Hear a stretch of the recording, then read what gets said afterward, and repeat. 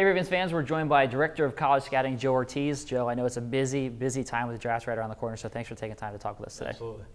One thing I'm always interested about to hear is all the people who come to you and say something along the lines of, you know, I think I deserve a shot in the NFL, or I could try out, I think I can make it, or the mail that you guys get. That's something that we hear all the time on Facebook and Twitter, people saying, give me a shot with the Ravens. What's the craziest, story of somebody telling you that they deserve a shot? Oh, well, you get probably about 10 phone calls a day at this time of year, leaving a voicemail. I'm a D3 this. Probably not the craziest, but probably the most interesting one this year. I've had a mother call me 3 times already, probably in the past week, about her son. And these guys all have agents, and so he doesn't have one of those apparently, because his mom she's burning up my phone, saying, hey, my son deserves a shot. You get some random ones, some anonymous letters is another one. I got an anonymous letter saying why we should bring this guy in and give him a shot, and it made me, I was puzzled, because why would you send an anonymous letter? It was signed anonymous. Just sign your name and put your stamp on the guy. But nothing too crazy. Every once in a while you'll see somebody on the street, or more at an all-star game where, like this year at the East-West, I'm out at the East-West and we're watching the players, the seniors, participate. And after practice, there was this guy that the best way for me to describe him looked like a beer truck driver. He was just a big burly man, a little bit of a keg for a belly, and he's out there punting the ball. And he was hitting some good, nice, hard punts, hang time, and the coaches from the high school where they practice were just raving about him. Oh, you guys got to give him a shot. You got to give him a shot. This is where so-and-so came from. And so I was like, is he pretty good? And as I turn around and look, he literally hit about a 20-yard punt that was, I'd say like, yeah, not that one. I was like, well, he just lacks consistency. So you get it, some people here and there, but nothing too crazy.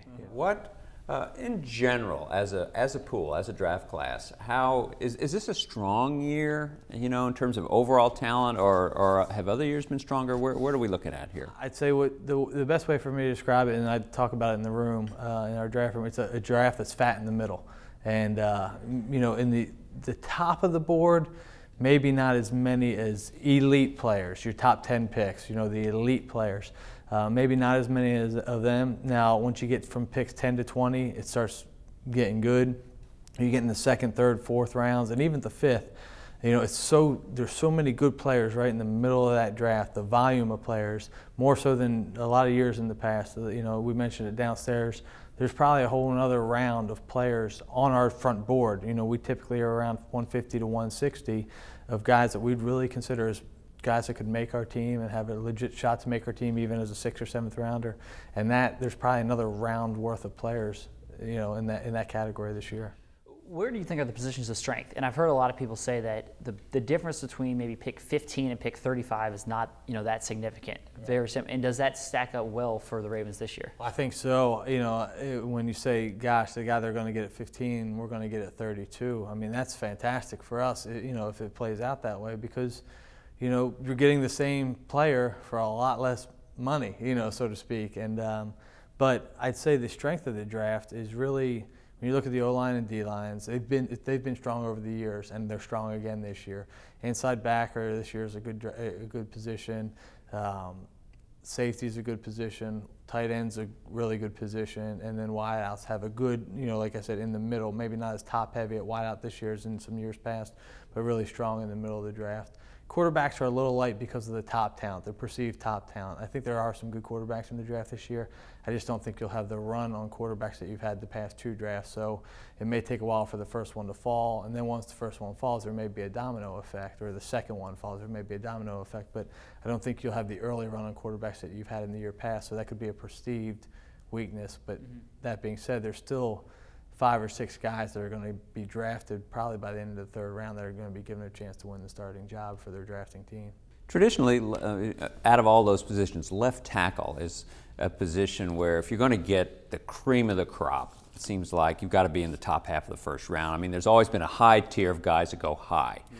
I'm wondering if you want, can you get a starting tackle, left tackle, outside of that? 2nd round, or even lower. I mean, I'm just wondering about that. Yeah, I'd say you can. I'd say obviously it's harder. If you look at the starting left tackles in the league, most of them are 1st-round picks. like you said, and probably most of them are top 20 picks. Of that group, but you can get them. I mean, we got one a few years back in the supplemental draft in the 5th round. Had he been in the draft that year, Gaither probably would have gone in the 3rd round that year, and had he come back another year, he might have been a 2nd or a 1st rounder. So you can get those guys. I think there are guys to be had in the later rounds of this draft that can play there, but your elite ones are going to be taken early, and because it's such a critical position, it's often protecting the quarterback's blind spot and blind side, and it's where people invest their money in and their picks in. So I think people, when they feel like, whether or not he's elite, if they feel like he can play left tackle, he's going to get that added boost up the board. When you look at last year's team, the Super Bowl team, there was 9 rookies on the team, and there was 3 of those were undrafted free agents. This year you've got 12 draft picks. Is there just enough space, I mean, for 12 draft picks plus potentially undrafted guys to fill out a roster? Yeah, I think so. I think what it creates is great competition.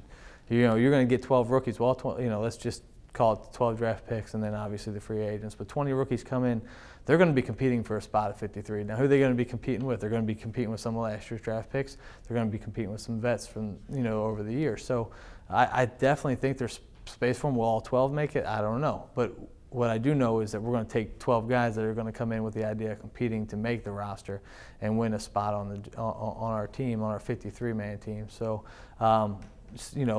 the more you got, the harder it's going to be. If we turn 12 into 14, well, then it's going to get even harder for all of them to make it. But you'd rather have 12 fighting for a chance than 6 fighting for a chance. I know that. Mm-hmm.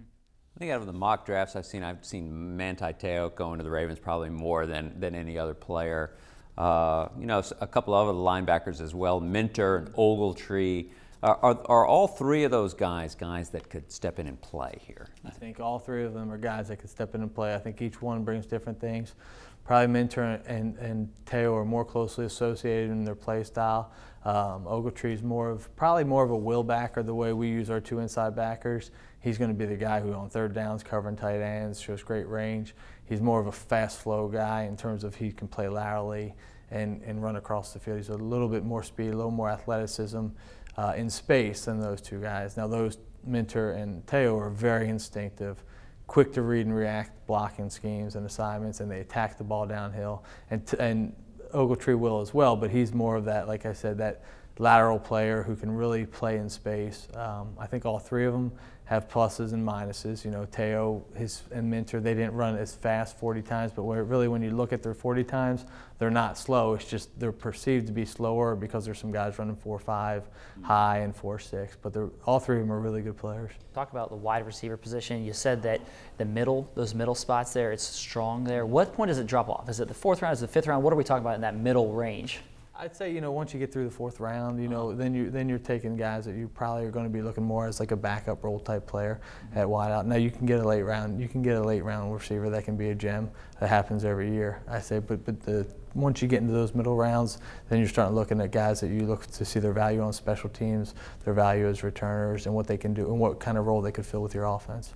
All right, Joe. Well, I know it's a very busy time for you, so thank you very much for taking the opportunity to talk with us today. Absolutely. Thanks. Thank you.